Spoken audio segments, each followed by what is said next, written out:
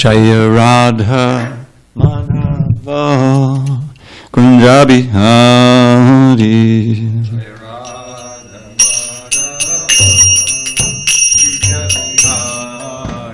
Jaya Radha Madhava Kunja Bihari.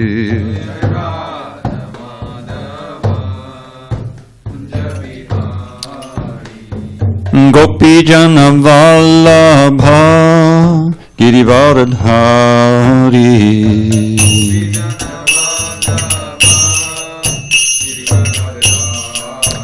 Jai Gopi Jana Vallabha Girivaradhari.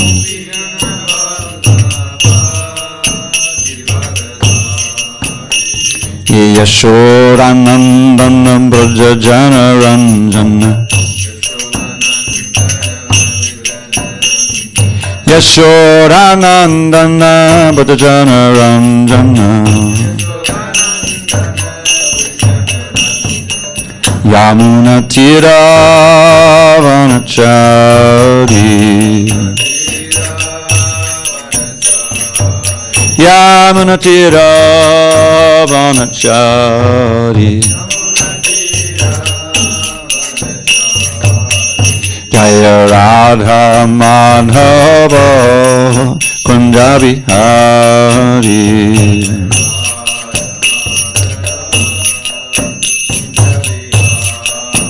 Jaya Radha Madhava Kunja Bihari.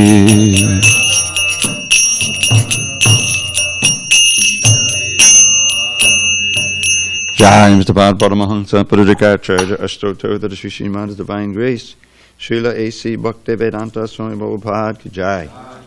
ISKCON BBT Founder Acharya Srila Prabhupada Ki Jai. Jai Om Vishnupad Paramahansa Purudikacharya Ashtottara Sri Srimad Divine Grace Srila Bhakti Siddhanta Saraswati Thakur Ki Jai. Ananta Koti Vaishnavani Ki Jai. Namacharya Srila Haridas Thakur Ki Jai. Kantaraj Srimad Bhagavatam Ki Jai, Samaveda Bhaktivinoda Ki Jai. All glories to the assembled devotees. All glories to the assembled devotees. All glories to the assembled devotees. All glory to Shri Guru and Gauranga. Oh, thank you, Prabhu. Hare Krishna.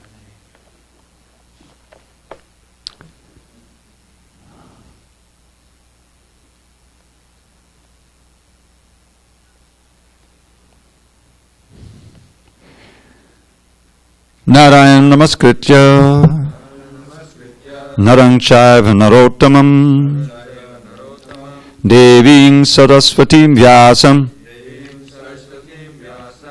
Tato Jayamudiriet. Before reciting this Srimad Bhagavatam, which is our very means of conquest, we should offer our respectful obeisances unto Lord Narayan, the Supreme Personality of Godhead, unto Narayan Rishi, the supermost human being, unto Mother Saraswati, the goddess of learning, unto Srila Vyasadeva, the author, and unto Srila Prabhupada, the translator, commentator, and our spiritual master. Nashta prayesha badreshu nityam bhagavata sevaya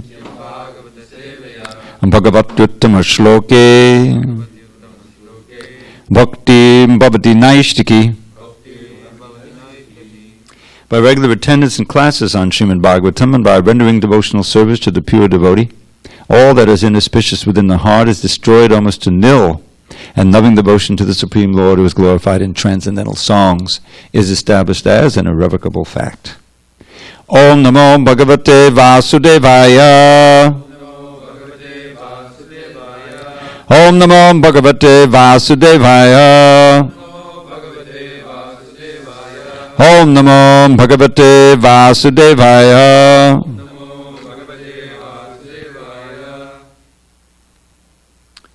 On this 23rd day of November 2020 in SanDiego, a reading from Srimad Bhagavatam, translation and commentary by His Divine Grace A.C. Bhakti Vedanta Swami Prabhupada. And we're in Canto 4 entitled The Creation of the Fourth Order. Chapter 28, Puranjan becomes a woman in the next life. Text number 9. Kaman abilashan dino Yatayamangsta kanyaya Vigatatmakati sneha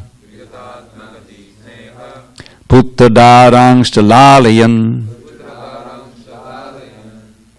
Kaman abilasandino Yatayamangsta kanyaya Vigatatmakati sneha Puttadarangsta lalayan Kaman abilasandino Yatayamangsta kanyaya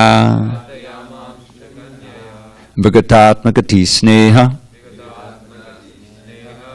Puttadarangsta lalayan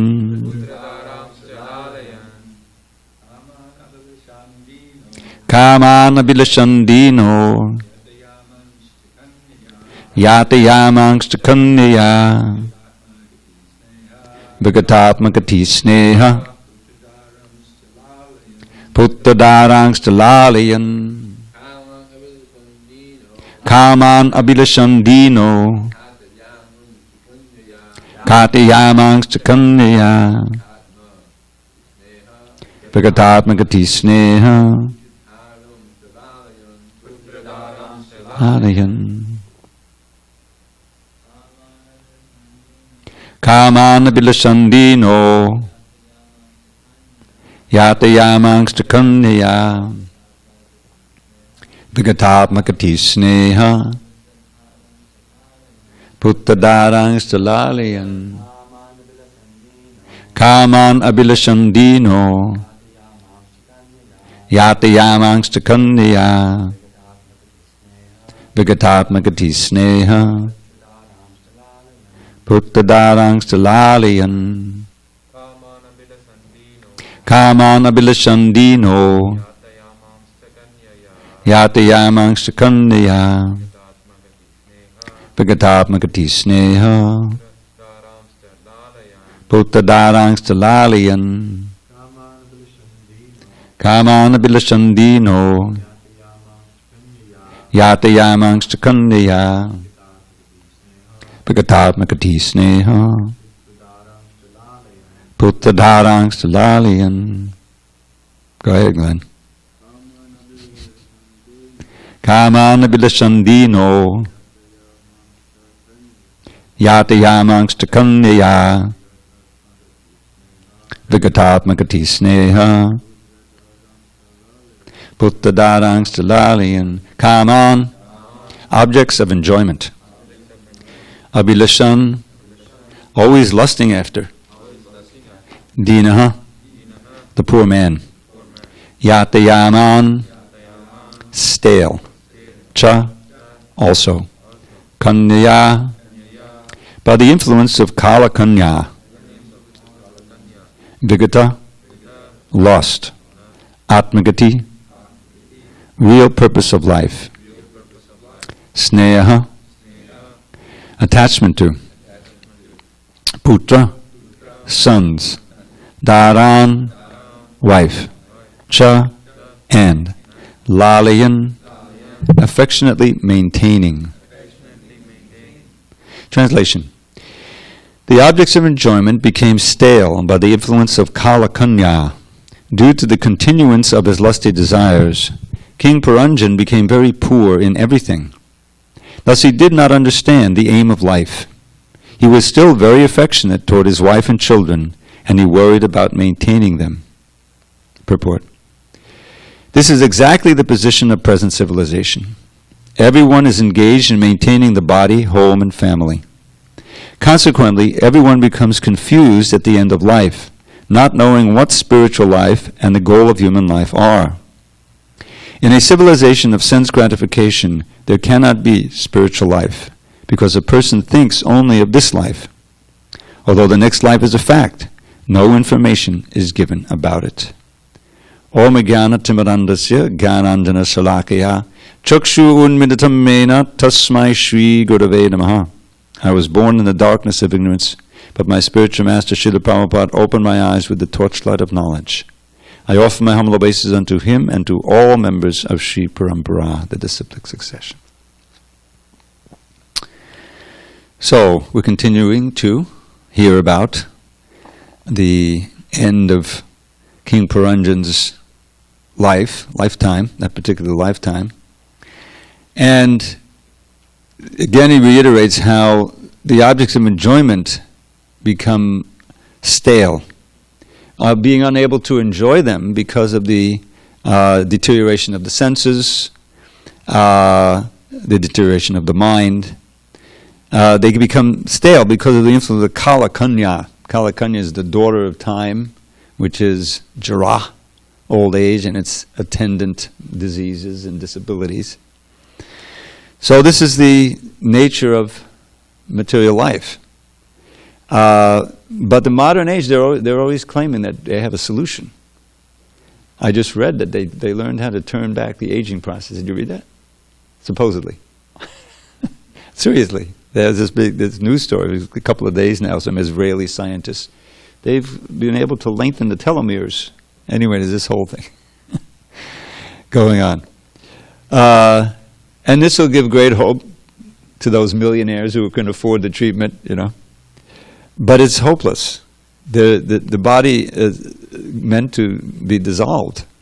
And they may be able to do something that looks like they're holding back the aging process, but there'll be some side effect coming around this side. And then, of course, there's always just the other two miseries. It's one thing to be able to do something about the adhyatmic miseries, but what about the daivic miseries? What's the use if you feel a little better, a little stronger? Yeah, it worked. And then there's, climate change, and there's tsunamis, and there's earthquakes, and there's pandemics, So this life is temporary. And the whole problem is, as we're seeing with this wonderful allegory about Puranjan, is that he's become bewildered.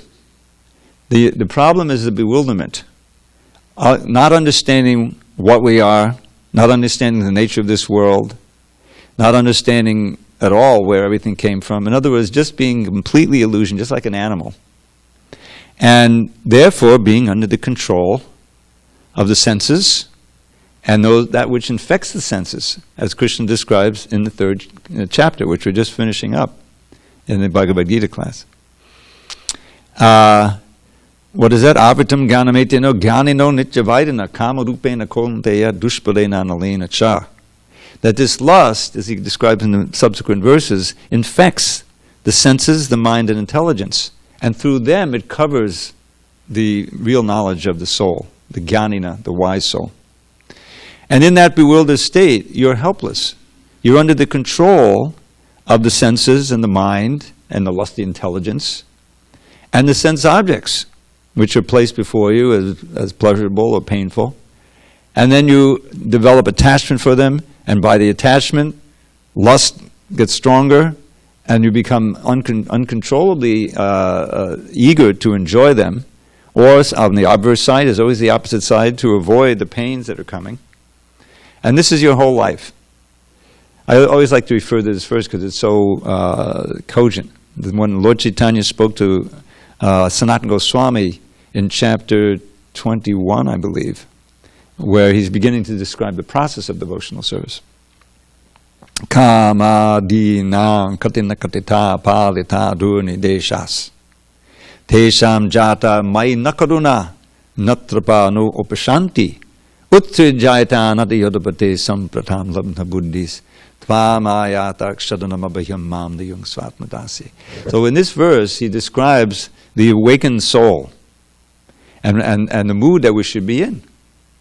I put it into a little poem, this particular one. In how many ways have I sought to obey the seductive demands of my wicked desires? They've shown me no mercy, yet on I've gone shamelessly trying to quench lust's unquenchable fires. But now I'm rejecting these hellish desires, for my higher intelligence now has awoken. O Krishna, O shelter of fearlessness, please let me serve you with faith that will never be broken.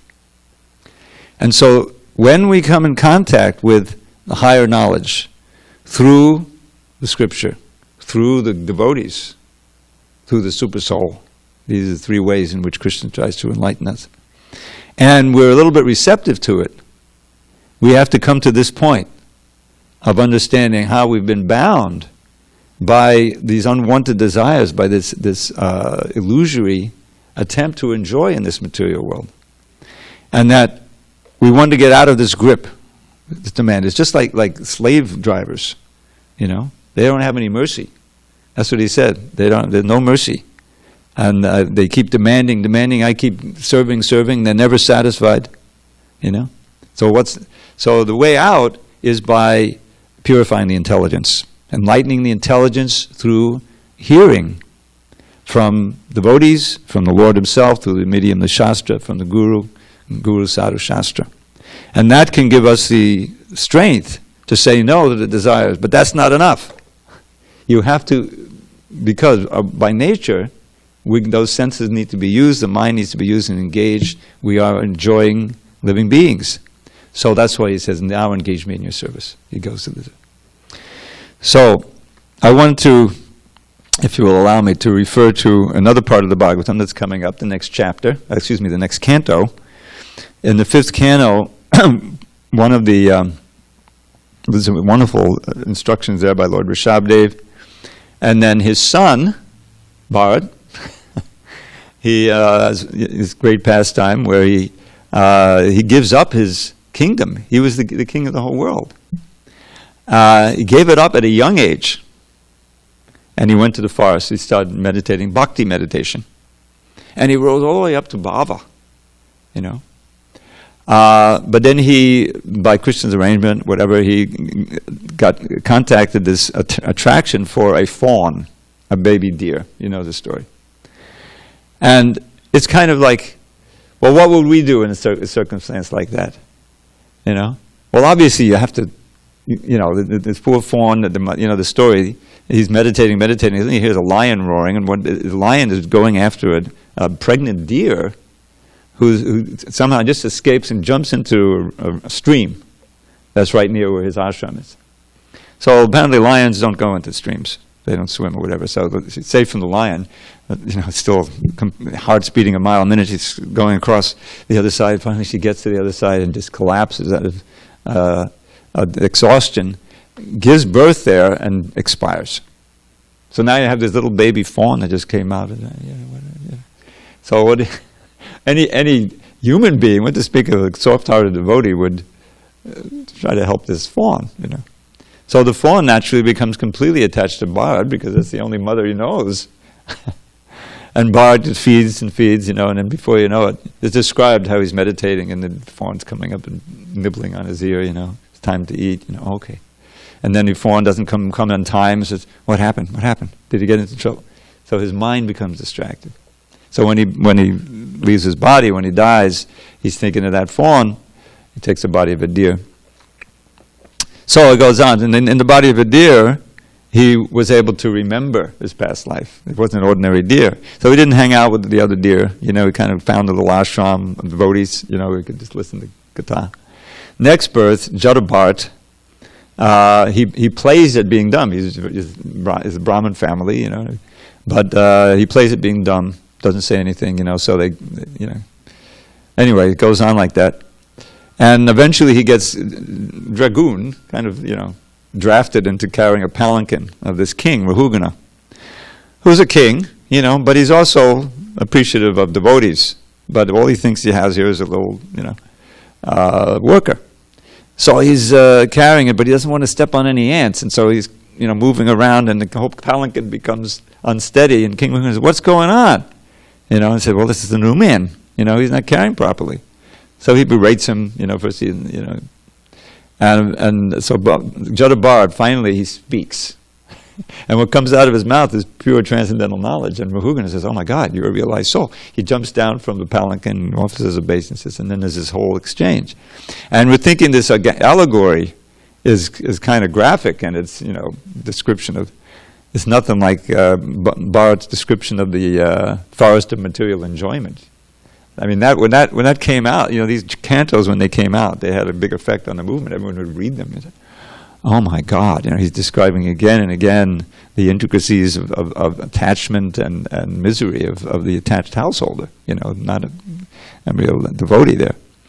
So, at the end of chapter 12, which is before the description It's a short chapter, and he's instructing King Rahugana. There's this wonderful verse which I'd like to share with you, because this gives the antidote. This is the way out from this entrapment of materialistic consciousness, which usually ends up being materialistic household life, which is what we've been reading about Puranjan, average, the everyman. So this is 5:12:16. There's only 16 verses in this chapter. And this beautiful little purport, Prabhupada is one paragraph I'll read, describing this movement, the nature of this Hare Krishna movement. Tasman naro sanga susanga jata ganasine naiva vivrikna moha harin tariha katana shutabhyam labdasmati yat yatipadam advanaha. Simply by associating with exalted devotees, anyone can attain perfection of knowledge, and with the sword of knowledge can cut to pieces the illusory associations within this material world. Through the association of devotees, one can engage in the service of the Lord by hearing and chanting, Shravanam Kirtanam. Thus one can revive his dormant Krishna consciousness, and sticking to the cultivation of Krishna consciousness, return home back to Godhead even in this life. So Prabhupada has this beautiful little purport. To become liberated from material bondage, one must give up the association of worldly people. Now that's in the verse actually. Asanga susanga. In other words, giving up bad association, taking good association. That's the whole idea. Give up the association of worldly people and accept the association of devotees. Positive and negative processes are mentioned in this regard. Through the association of devotees, one develops Krishna consciousness which is dormant within. This Krishna consciousness movement is giving this chance to everyone. We are giving shelter to everyone who is serious about progressing in Krishna consciousness. We arrange for their lodging and board so that they can peacefully cultivate Krishna consciousness and return home back to Godhead even in this life. End of purport, end of chapter. So, I remember when I first, of course I read this verse years ago, but I heard a class given on this verse by Gopal Krishna Maharaj in Toronto. I was there for the Rath Yatra. This is way back. He used to come regularly to the Rath Yatra. And I was so taken with this verse, I did what I never did before and haven't done since, which is to memorize it just by looking at the board. Because, So let's just analyze this a minute. The whole idea is Hadam tadiha katana shutabhyam, being in a position to hear the pastimes of the Lord. Iha katana means of his activities or lila of Hari, of Krishna.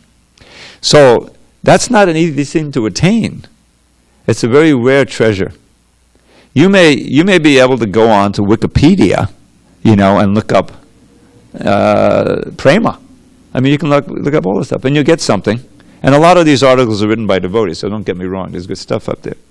But oftentimes some academic writes it, and it's not going to help you much, as we're enjoying very much not to hear from non-devotees. It's like milk touched by the lips of a serpent, Sanatana Goswami says.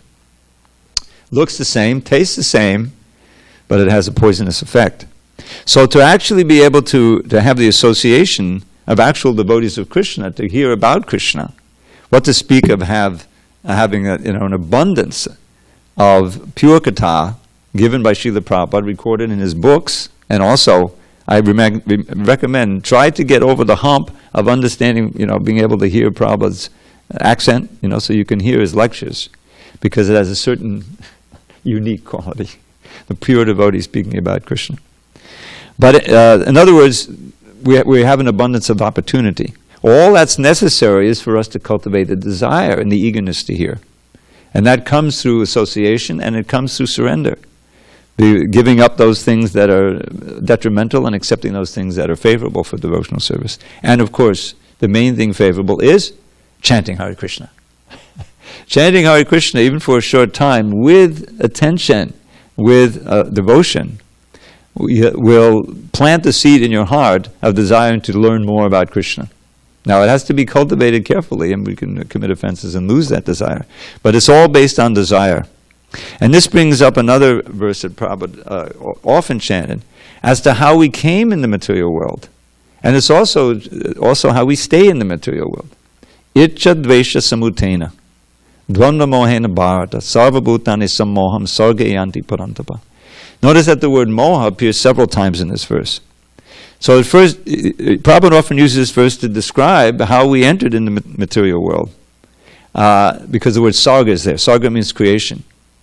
So he says, Icha dvesha. Icha means desire, and dvesha means abhorrence, or the negative of desire. Don't want it. Samutena, arising from. Whenever you hear the ending, probably most of you are not going to become Sanskritists, but I deal with it all the time. ENA, it means instrumental. Then you know that from this, something else is going to happen. So Icha Dvesha, and Prabhupada said, Icha means the desire to enjoy separately from Krishna, which is accompanied by the Dvesha, the abhorrence of Krishna's service, desire not to serve Krishna. From that arises Samutena Dvandva Mohena, the delusion of duality. And it's that delusion of duality that there's something in this world that's pleasurable and something unpleasurable that I have to. This dual world. The same thing described in Bhayam Vidya Abhinaveshitak. Vidya means two. To become absorbed in this world of duality. So, the delusion of duality means that the idea that, this is very good, this is very bad in this world, is complete delusion. This is described by Lord Chaitanya when he's speaking in the Yanti Leela. I've just been reading it. I think he's speaking to Sanatana Goswami when he visits him there in Puri. That it's all simply the workings of the modes of nature. Our distinguishment, this is very good, meaning this is good for my sense gratification, and this is very bad, so avoid it. Sometimes the avoidance is the whole program. When things are attacking you from all lines, you try to escape, and that induces fear, anxiety, all these different elements. It's coming from this idea of duality. So, Ichadvesha samotena dvandva mohena bharata sarvabhutani sammoham. All living entities who are in this material world are thus bewildered. Sarvabhutani sammoham sargayanti padantava. That's why they enter into the material world, and that's how they stay in the material world. You see? So the way out is by associating with devotees, especially pure devotees, who are transcendental to these dualities. Remember in the 14th chapter of the Bhagavad Gita, that's the description. Arjuna wanted to know what's the nature of those who are transcendent the modes, what are their activities, and how does one transcend the modes? And Krishna then answers him in a few verses, culminating in this famous verse 1426.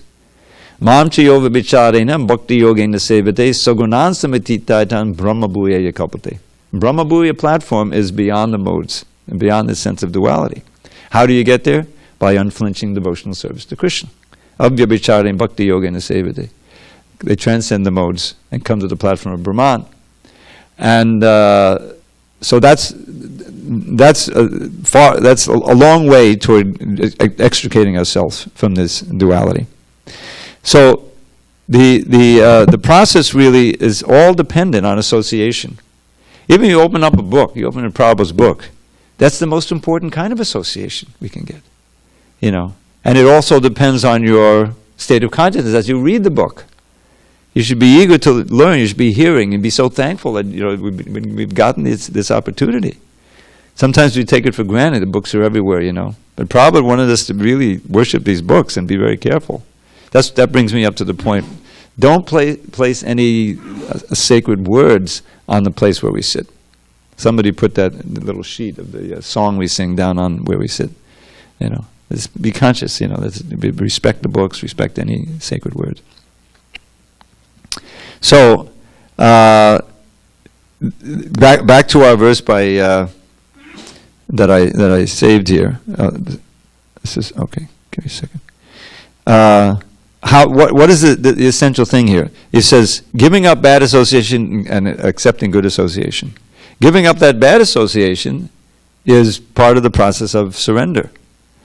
I remember when I joined the temple, and probably, this is written, of course, in the mid-70s, when that was what it meant to join ISKCON, to join the temple. It was an all-encompassing experience. There were no phones, there was no TV, there were no computers. You were immersed. Suddenly you were immersed from morning to night. You know, now your mind is still giving you trouble with memories and things, you know. There's plenty of chance to talk Prajalpa. But that was another thing. You'd always hear Prabhupada's lecture going in the halls, you know. And what books did we read? We didn't have all the books. We had third canto part 2, which is a small portion of what we have now, you know. That was what we had. And of course, we had Nectar of Devotion, TLC, Krishna book, and the small books, and Isho was there. You know, no Nectar of Instruction, like that. But that was the nature of our kata, you know. And so it was very purifying.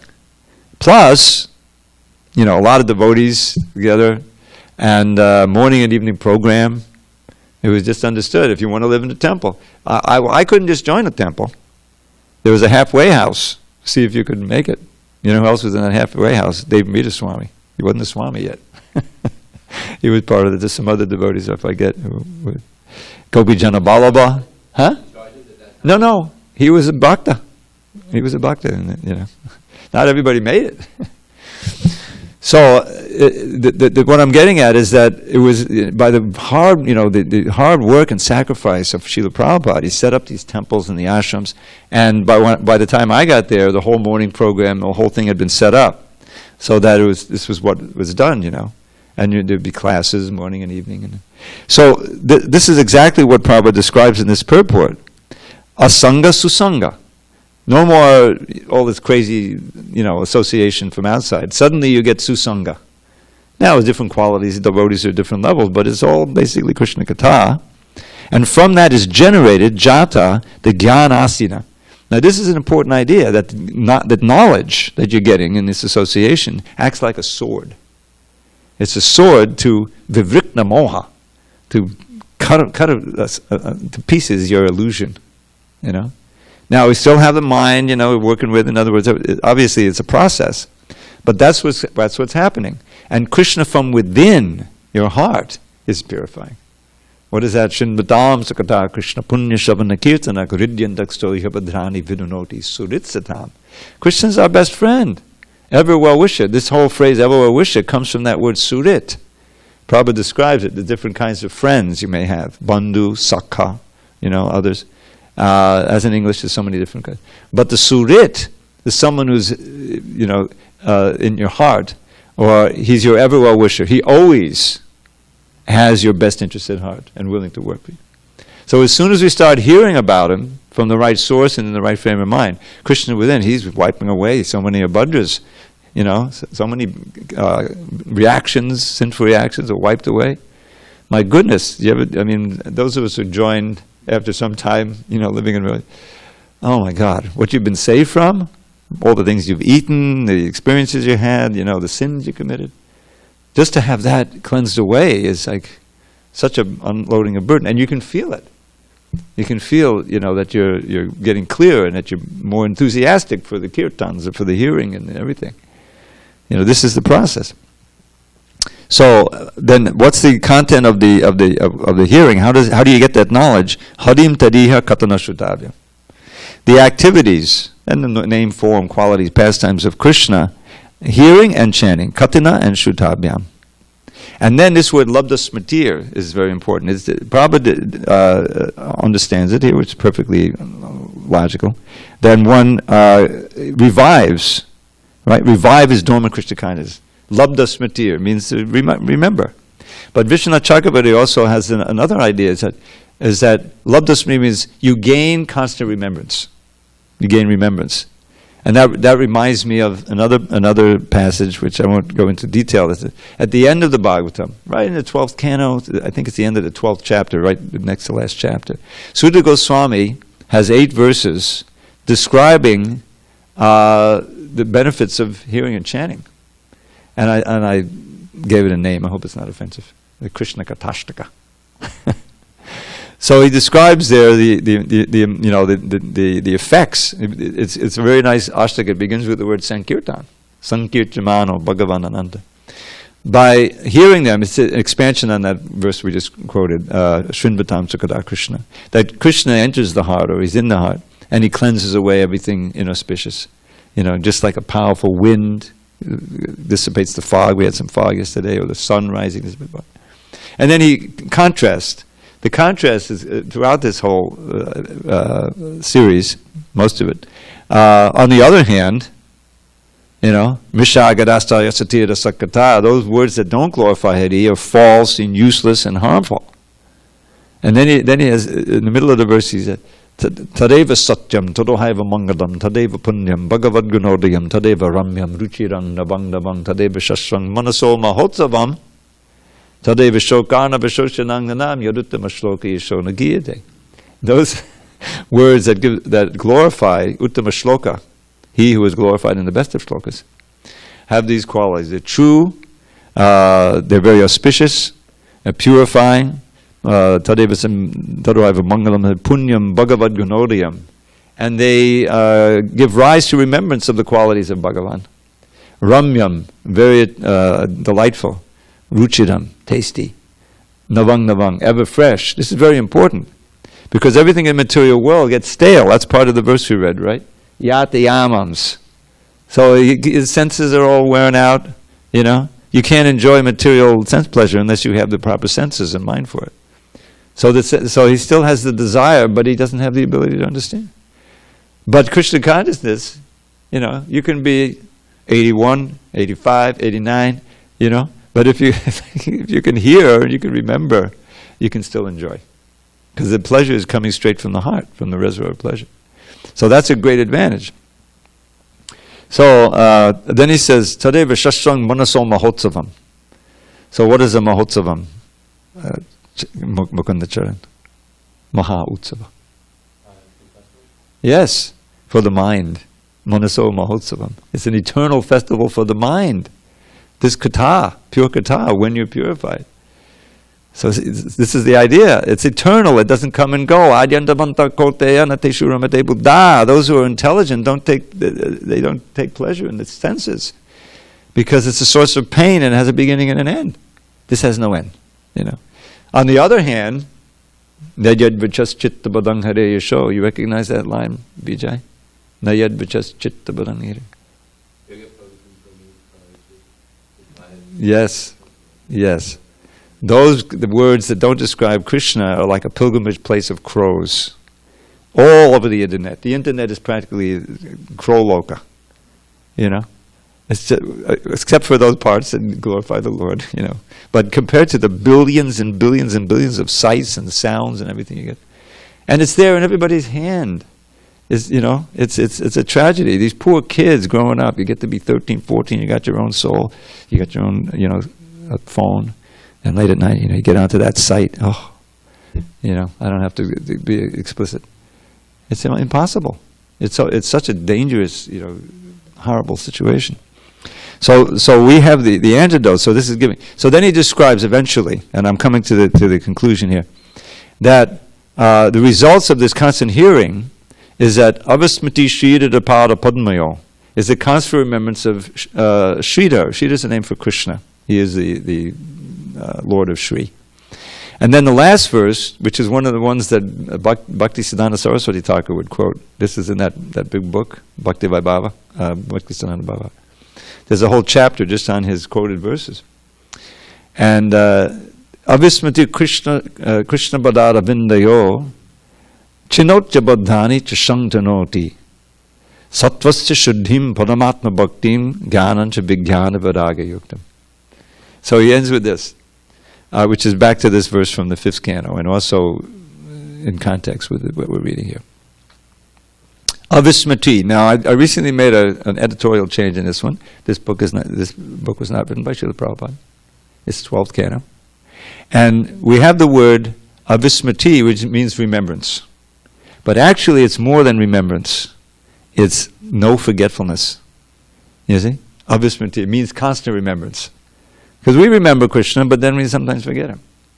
But this is no forgetting. Avismati Krishna. Constant remembrance of Krishna's lotus feet, which is what Vishwanath Chakravarti says is here, labda smriti. You attain constant remembrance, like by this hearing good thing, Krishna Katha, and not hearing other stuff. So what is the effect? It gives a wonderful little list here of benefits. Avismati Krishna Padada Vindayo, constant remembrance of Krishna's lotus feet, Chinotya Badhrani. The first thing is it destroys all the Badras, just like the verse of Shinvatam, Vidunoti. So all of the inauspicious things in the heart, lust, anger, greed, illusion, madness, envy, intoxication, all that is cleansed away.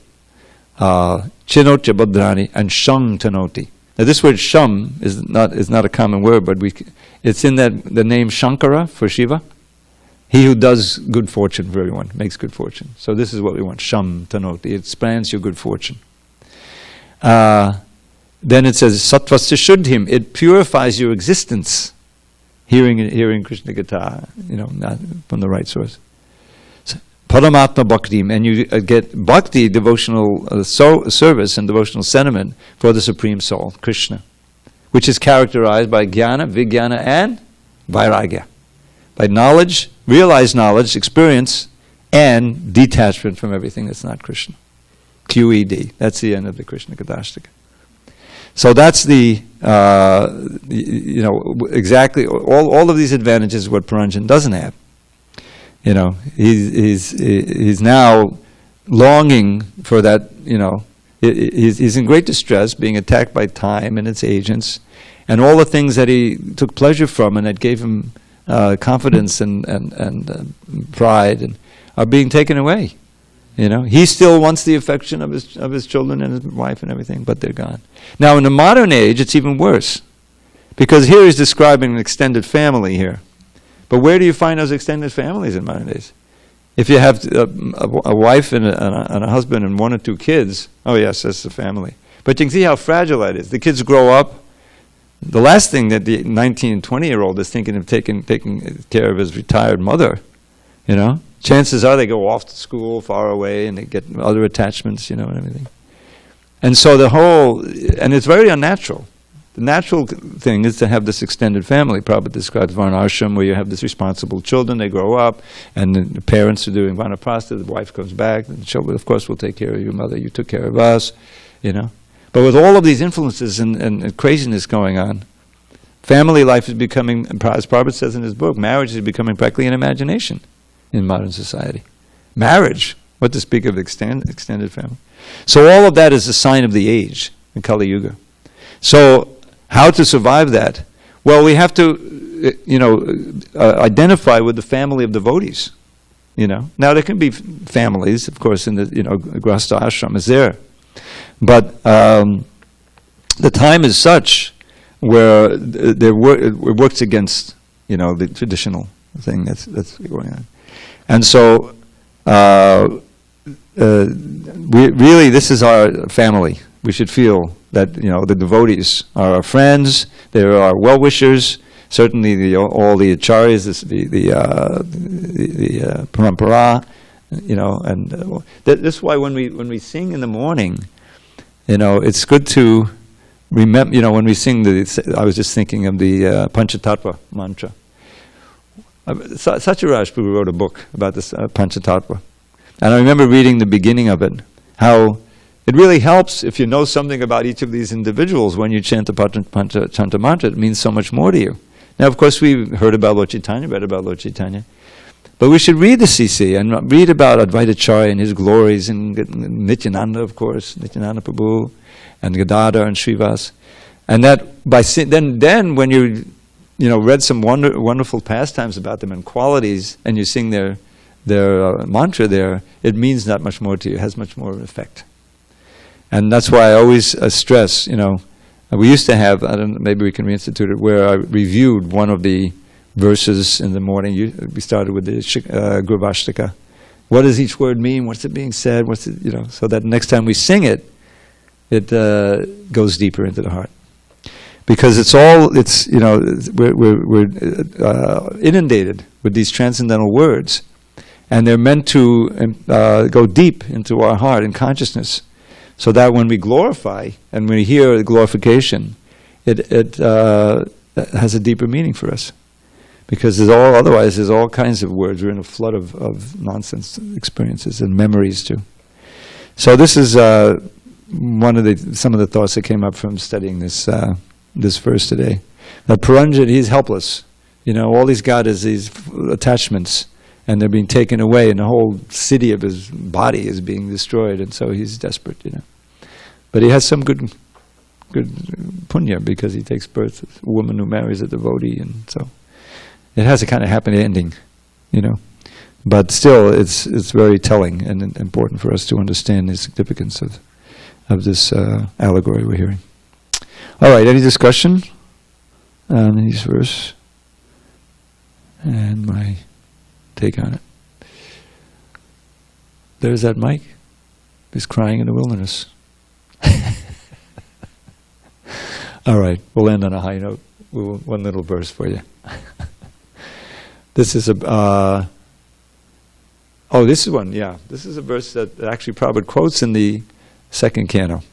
One is in purport. I can't give you the verse, but I can find it.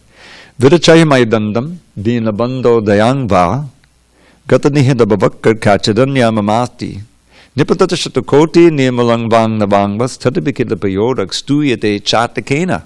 The chataka subsists on rain, it catches in midair. And so it's always praying to the cloud to send its fare. Yet though that cloud may send a thunderbolt instead of rain, that bird continues praying fervently despite the pain. Just like the chataka, I fix my mind upon one goal, and that is you, O Lord, most kind to every fallen soul. So whether it is punishment you send, or mercy sweet, I'll always pray to you for service to your lotus feet. Gaur Premanandi, Hari Hari Bol.